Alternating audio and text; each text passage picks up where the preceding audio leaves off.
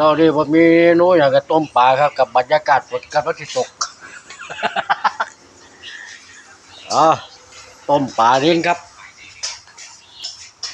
กับแจ่วแซ่บๆโอ้เอาผักตำนินมาลวกกินกับแจ่วเลยวะ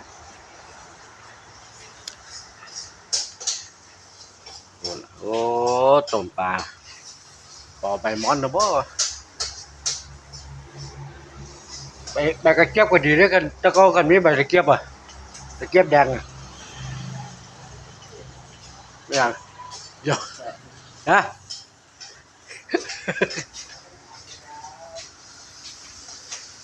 โอ้แซ่บๆนัวๆต้มปลาเนี่ยเดี๋ยว